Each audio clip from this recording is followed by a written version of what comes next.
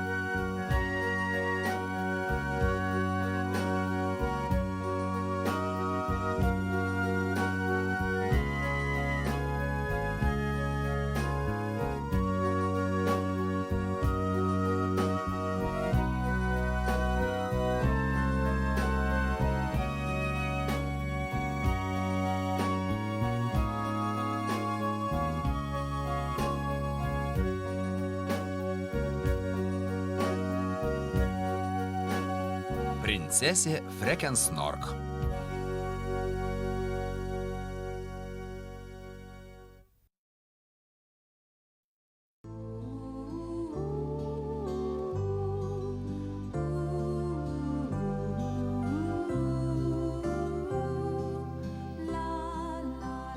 Visą savaitę Freken-Snork gulinėjo lovoje, skaitydama pasakas.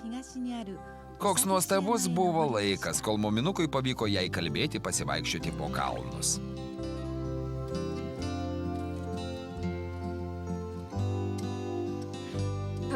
Neįtikėtinas grožis. Tu nesigaili, kad mes nusprendėme pasivaikščioti? Pasivaikščiojimas geriau už knygas, ar ne taip, Freken-Snork? Muminuk, pažiūrėk, tai edelveisai. Edelveisai? Ne, tau pasirodė. Jie čia niekada neaugo. Aš įsitikinusi, kad tai būtent jie. Aš žinau, kaip jie atrodo. Atrodo lygiai taip pat.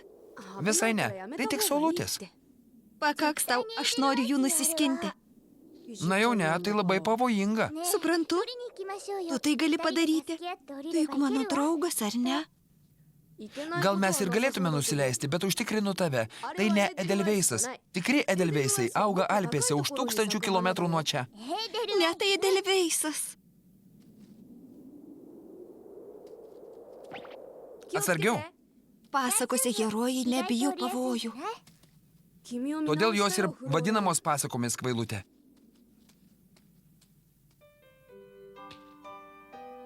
O, princesė, paimk šitą gėlę kaip mano meilės ženklą. Dėkoju, narsusis riteri. Tu buvai teisus. Tai ne edelveisas. Aš juk tau sakiau. Tik įdomu, kaip dabar mes iš čia išsikrapštysime. Grįšime taip, kaip atėjome. Tikriausiai paprasčiau būtų nusileisti iki štai to takelio. Kaip pasakysi? Lengviau leisti žemyn. Šis kelias bus artesnis. Aš nustebęs, kad tu taip gerai laipioji. Mes princesės tobulos visur. O? Freken-Snork!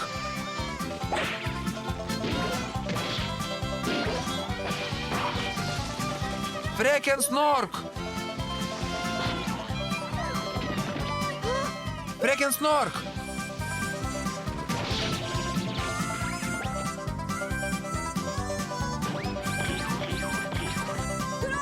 Freken-Snork!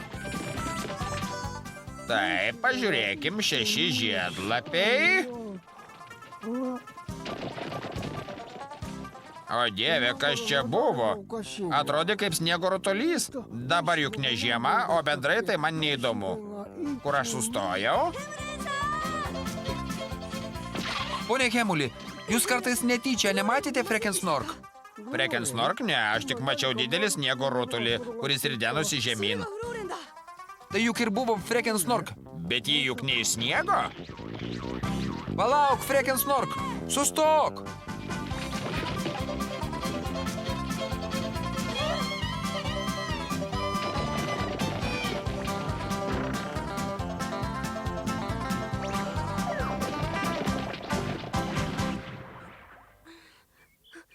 Freken-Snork! Freken-Snork! Ačiū Dievui, jį kvėpuoja. Tik prarado sąmonę. にかく家へ連れて帰らなくちゃ。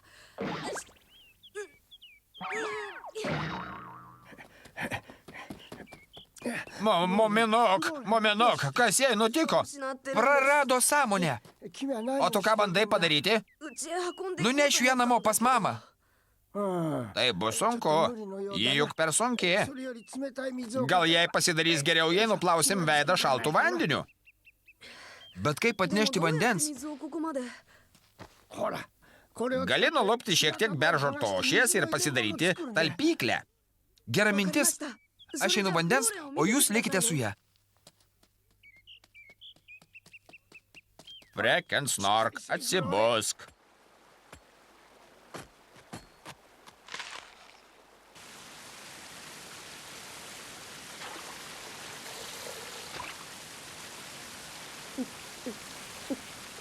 Koks šaltas.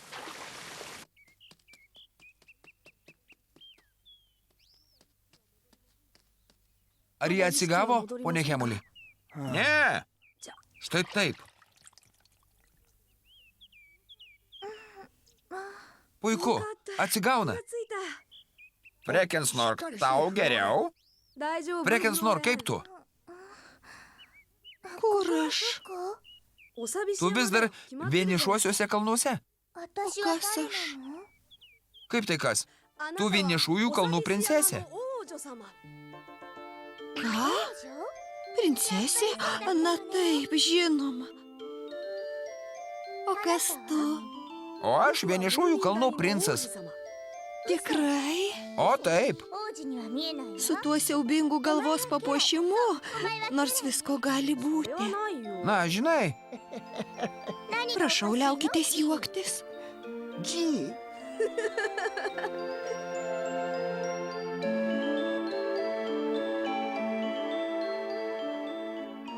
Ko gero, dėl to kritimo ji visiškai prarado atmintį.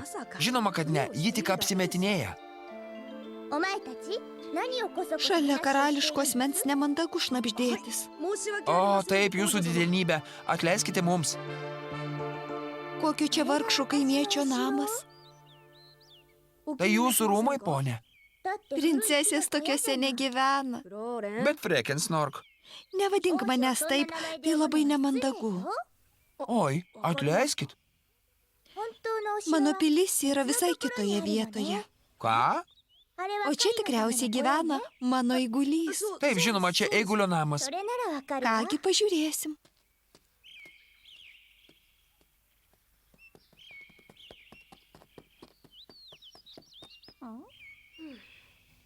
Na ką, ko taip spoksote?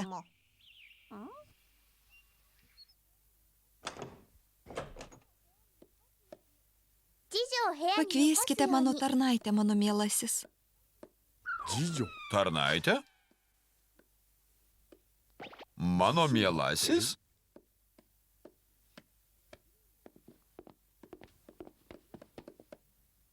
Tėti, tu matei Frekensnork? Taip, jį viršuje.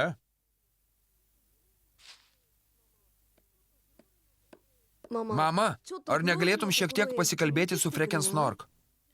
Jūs susipykote? Ne. Nuo to laiko, kai ji nusirideno nuo kalno, jai atrodo, kad ji tikra princesė. Ką?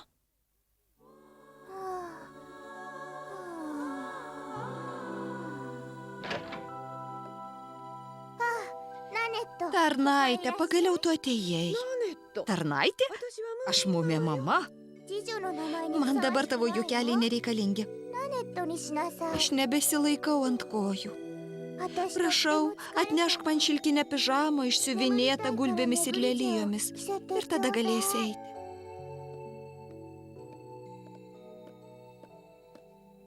Mama, kaip ji jaučiasi? Jei viskas gerai, aš to tikra. Bet jie vis dar mano, kad yra princesė. Kaip manai, ar tai labai pavojinga? Nemanau. Aš juokaudamas ją pavadinau princese. Gerai, kad ne operos solistė. Frekensnork jau miega? O taip, apsivilkusi šilkinę pižamą išsiuvinėtą karūnomis ir gulbėmis.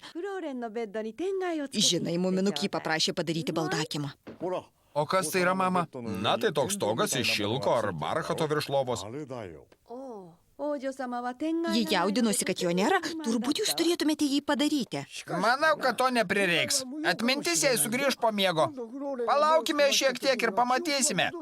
Jei viskas bus gerai. Tikėkimės. O ką darysime, jei nieko neprisimins? Dėl to jaudinsimės ryte. Manau, kad mums reikia padaryti baltakimą. Leiskit man pabandyti. Ką pabandyti? Sugrąžinti Frekensnork atmintį, kągi daugiau. Įdomu kaip. Jei jie prisimins mane, tai pradės prisiminti ir įvairius kitus dalykus. Nekvailiok, mažylėmiu. Jei jį visai manęs neprisimena, tai kaip jį prisimins tave? Labai paprastai, nes aš neužmirštama. Kągi, tai tiesa.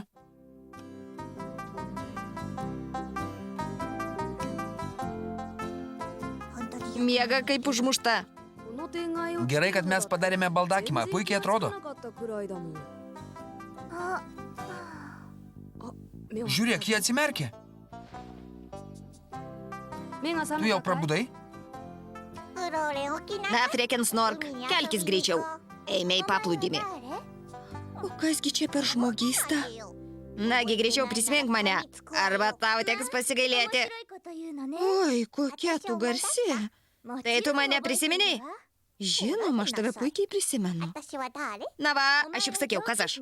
Tu juk mano antrasis rūmų juokdarys. Liaukis, mažylėmiu. Rūmų juokdarys. Kas čia tokio juokingo pirmas juokdary? Turėsi pasirodyti per mano vestuves. Per vestuves?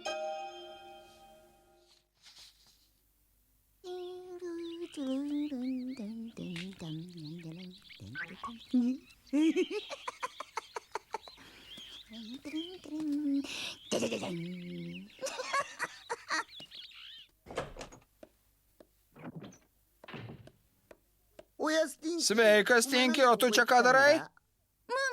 Muminukas paprašė manęs, kad aš pasipirščiau kažkokiai princesiai.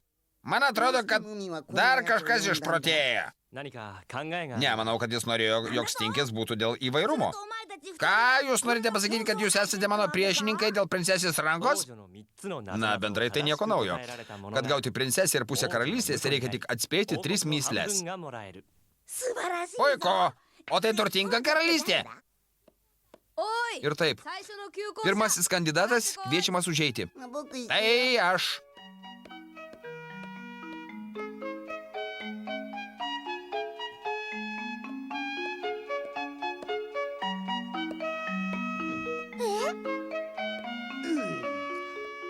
Sveikinu tave, princesė. Kaip gyveni? Juokdary, tai tikrai vienas iš mano gerbėjų? O taip. O kodėl jis neparodo reikiamos pagarbos? Jūsų didenybė, jis atvyko iš tolimos šalies. Jis nežino mūsų manierų.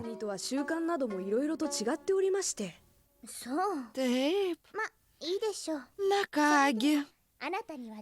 Štai mano pirmoji mįslė, pasiruošęs? Visiškai. Kas tai? Geltonas, turi 4 kojas ir nuostabiai dainuoja. O dieve, tikriausiai kanarėlė. Su 4 kojomis, kvailelė. Nežinau paukščių su 4 kojomis. O kas tau sakė, kad tai paukštis? Na tik to. O koks tada teisingas atsakymas, Frekensnork? Kaip jis drįsta į mane taip kreiptis? Įsakykit jį įmesti į kalėjimą ir neduoti vandens ir maisto.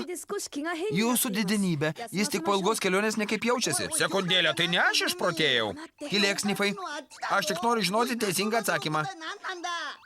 Šitas netinka, jis neišauklėtas. Atveskite kitą kandidatą.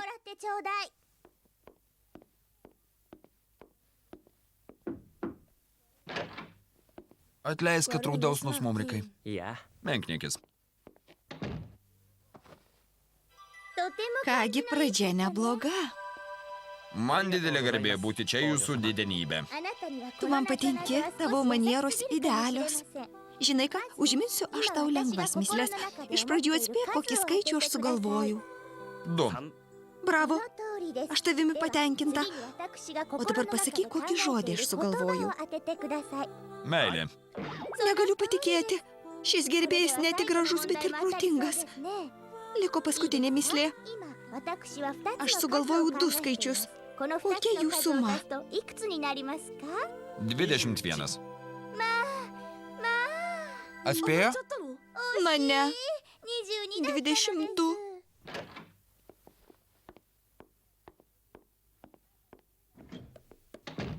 Kaip man sunku. Gal man reikėjo pasakyti, kad jis teisus? Šis jaunuolis buvo labai mielas. Stinki dabar tavo eilė. Na, pusė mumių namo tai yra tai, dėl ko verta pakovoti. Įdomu, ar ji ką nors prisimins? Žinoma. Aš netaip įsivaizdavau savo gerbėją. Bet jis taip pat atvyko pakovoti dėl jūsų širdies, jūsų didenybė. Jei taip, tai kągi, suteiksiu jam galimybę. Štai pirma mįslė. Kokį skaičių aš sugalvojau? Tai labai kvaila mįslė. Neversk manęs laukti atsakymų. Minutėlė. 4. Nieko panašaus. 3 milijonai 598 765. Nešdinkis lauk. Frekensnork, taip nesažininga. Hamas, nubauskite jį. Nesažininga, aš reikalauju antro šanso. Eik jau, eik namo. Aš noriu pusės karalystės. Koks neišauklėtas, o ne aš nebeturiu noro tvarkyti savo asmeninį gyvenimą, bent jau ne šiandien. Tai ką jūs nusprendėte, vienišųjų kalnų princesė? Žinau, kad jiems bus apmaudu, bet išsiųsk likusius gerbėjus namo ir paprašyk jų daugiau negrįžti. Kaip pageidausite, didenybė? Tik mandagiai, kad jie neįsižeistų. O dabar man reikia užsiimti gerais darbais mūsų žmonių geroviai.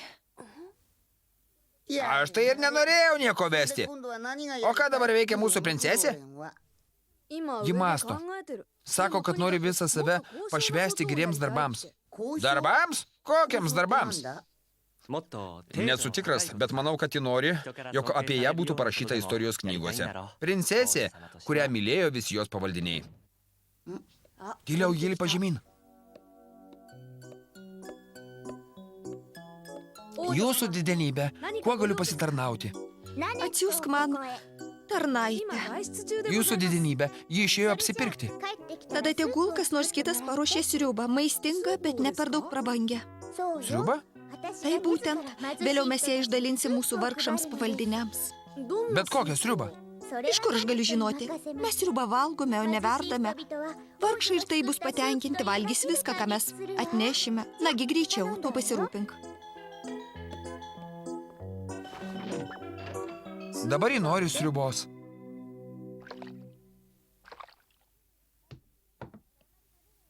To tikrai turėtų pakakti, vargšai daug nevalgo. Čia aplinkui nėra vargšų jūsų didenybė. Nesąmonė.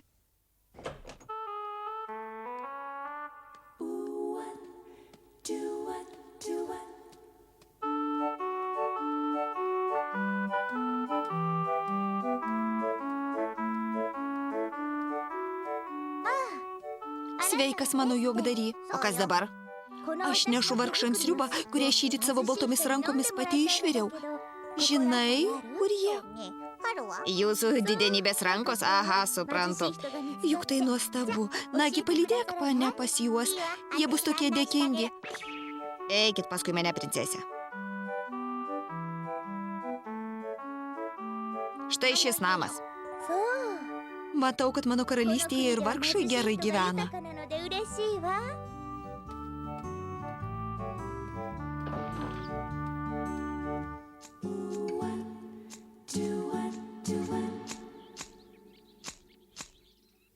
Geroji moterie, prieik prie manęs. Kas tai? Vienišųjų kalnų princesė. Princesė? Oi, jau bėgu jūsų didenybę. Neverskite manęs laukti, mes labai užsiėmę.